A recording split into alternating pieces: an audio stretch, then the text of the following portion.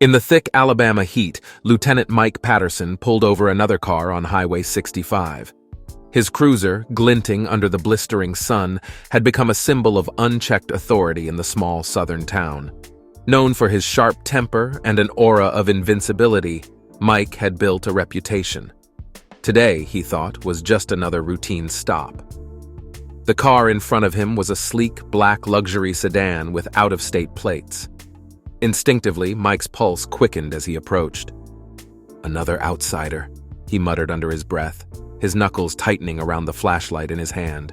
"Before we get deeper into the story, I want to hear from you.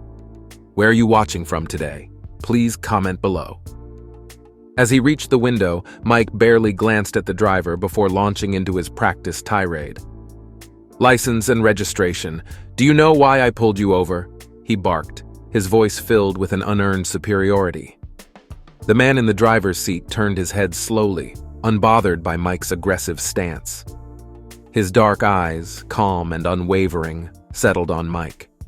The man appeared tall, well-built, with a demeanor that radiated authority, yet it was not one of intimidation, but of quiet, immense power.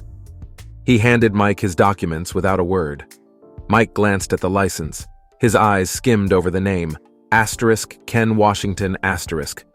Something about it felt familiar, but he couldn't place it. Dismissing the thought, he flipped to the registration, intending to nitpick for the slightest infraction. "Where are you headed in such a hurry, Mr. Washington?" Mike spat, leaning closer to the car window, trying to provoke a reaction. Ken remained composed, unflinching. "I wasn't speeding, officer," he replied, his voice deep and measured, with a quiet authority that gave Mike pause. "I'll be the judge of that," Mike snapped, stepping back toward his cruiser. Moments later, Mike returned with a sudden change in tone, disheveled, his hands trembling slightly. His face paled as he looked down at Ken's military ID. On it, bold letters read, General Kenneth Washington, U.S. Army ***. Mike's mind raced. This wasn't just any civilian.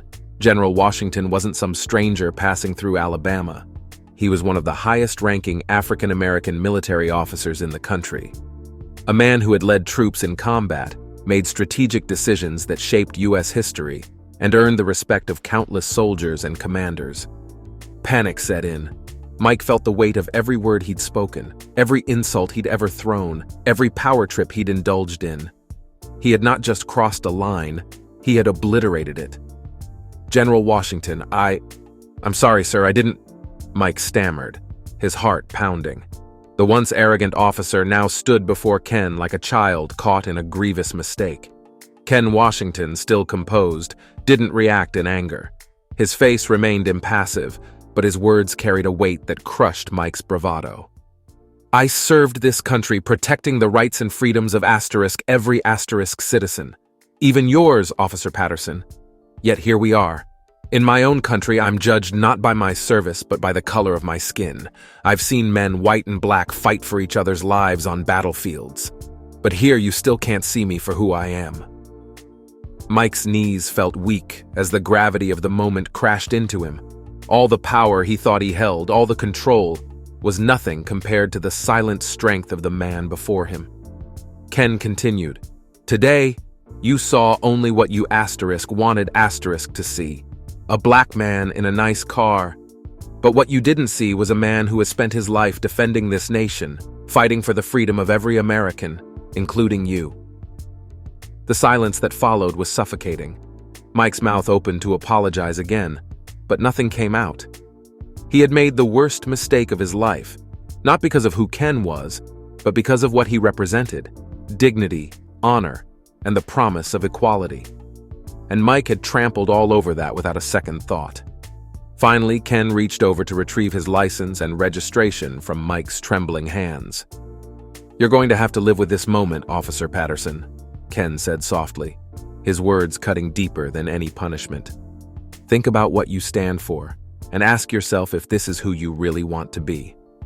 With that, Ken started his car and pulled away, leaving Mike standing alone in the middle of the road, drenched in sweat and shame, his career, and his worldview forever changed.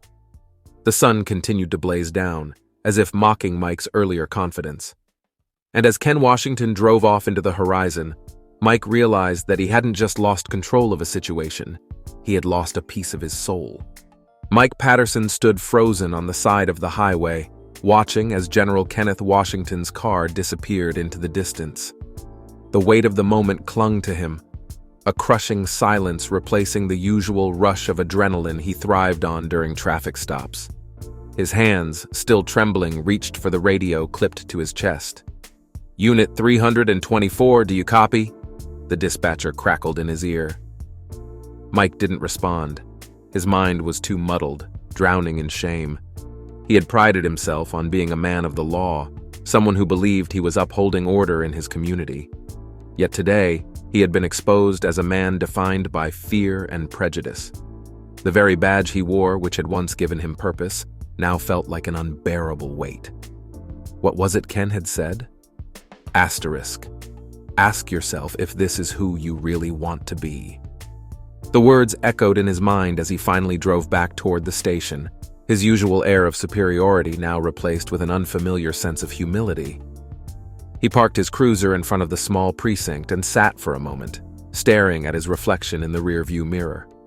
He could barely recognize the man staring back at him. Inside the precinct, the chatter of fellow officers and the ring of telephones buzzed around him, but Mike moved through the noise in a daze.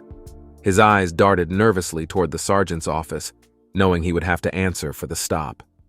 He walked in without knocking, not waiting to be summoned. Sergeant Harlan Pierce looked up from his desk, his face a mix of surprise and concern as Mike closed the door behind him. "Patterson? What's going on?" Pierce asked, noticing the uncharacteristic tension in Mike's posture. Mike hesitated, the words catching in his throat. He had never felt like this before, vulnerable, uncertain. But there was no hiding from what had happened. "I made a mistake, Sarge. A big one."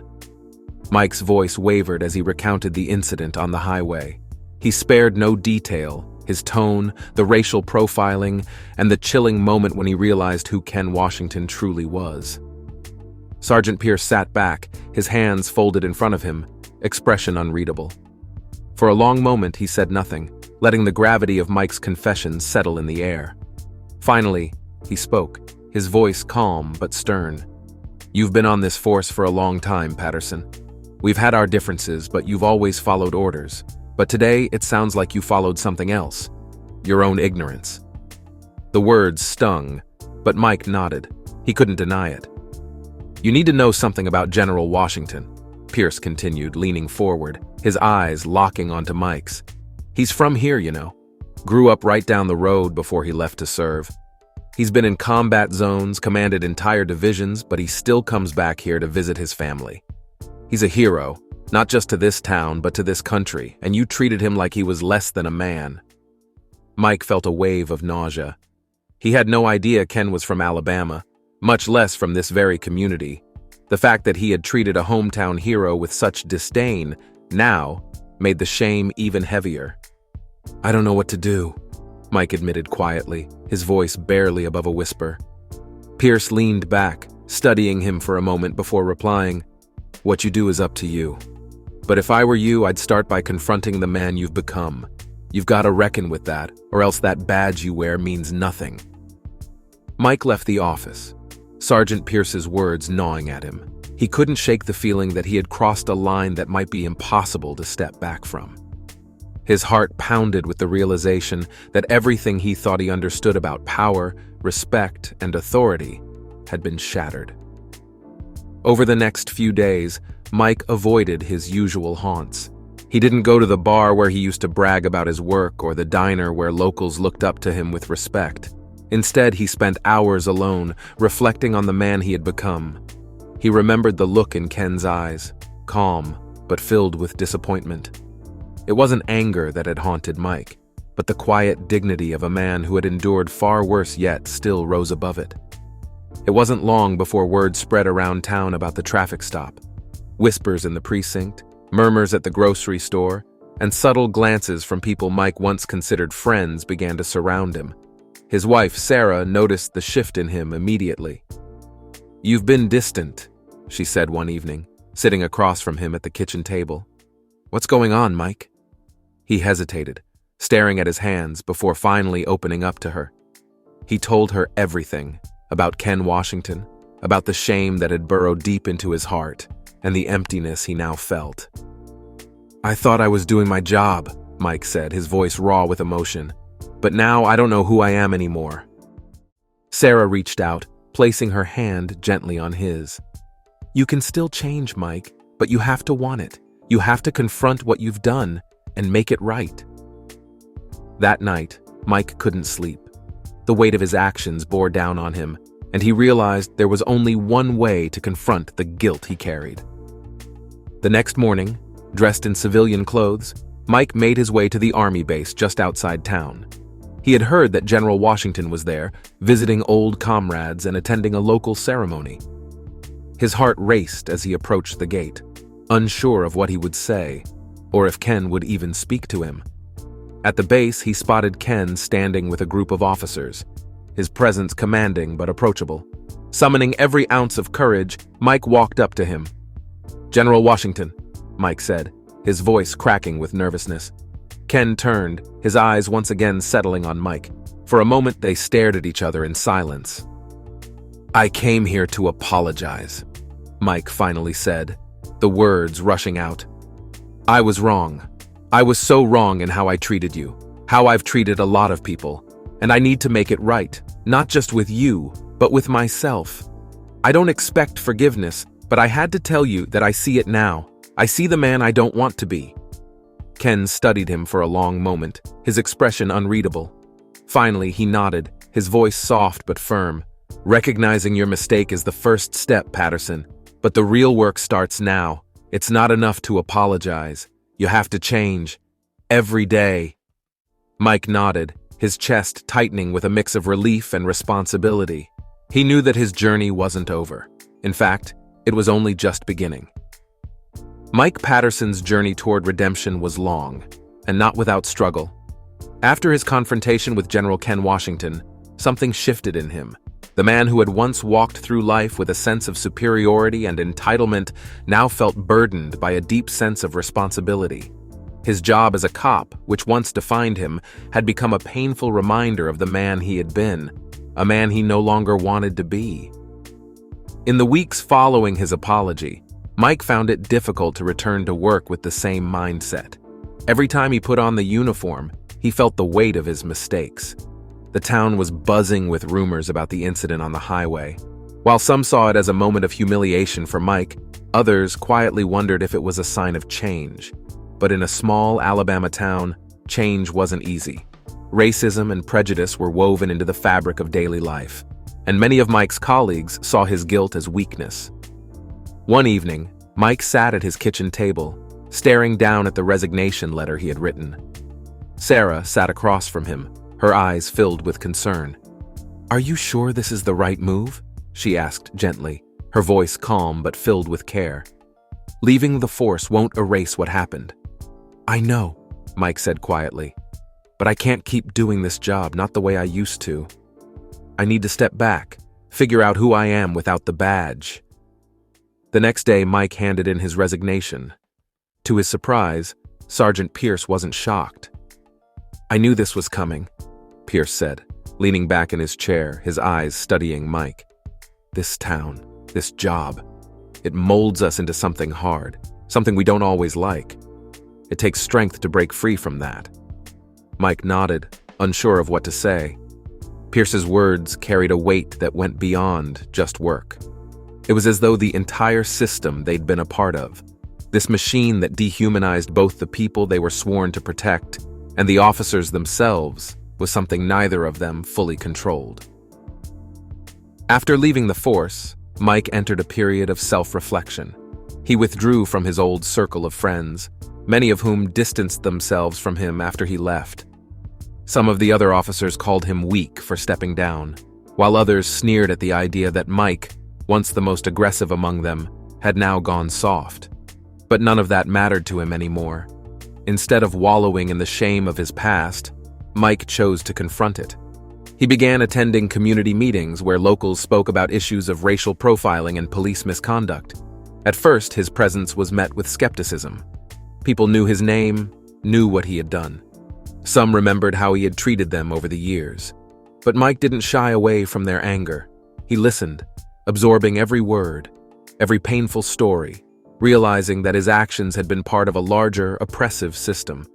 He stayed quiet, never justifying his past, but slowly earning the community's trust through his willingness to listen and learn. One night, during a heated discussion about police reform, an older black woman stood up.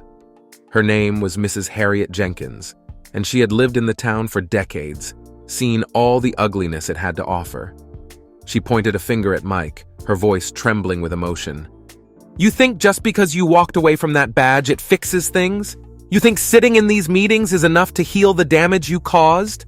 she said, her words sharp. "Actions have consequences, Mr. Patterson. You may have changed, but that doesn't erase the pain you've inflicted." Mike felt a lump in his throat but didn't interrupt. He nodded slowly. "I know it doesn't fix anything, Mrs. Jenkins," he replied, his voice steady but heavy with emotion.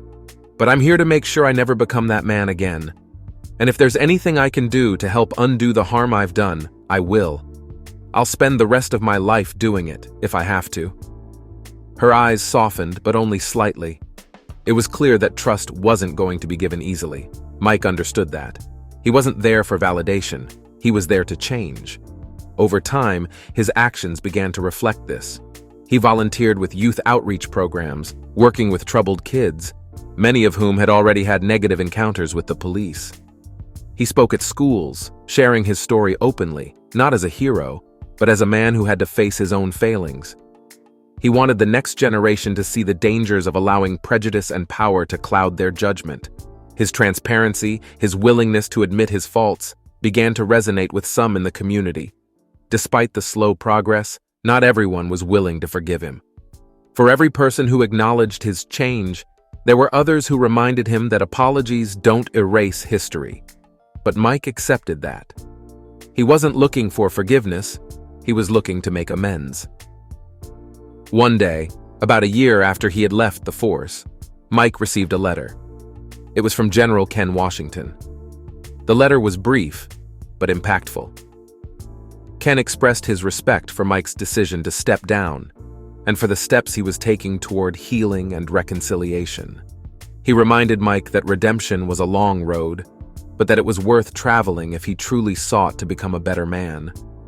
That letter became a source of quiet strength for Mike.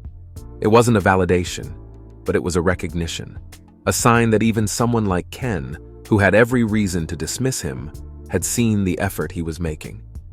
Mike continued on his path, not as a cop, but as a man trying to undo the damage he had caused. The town slowly began to change, too.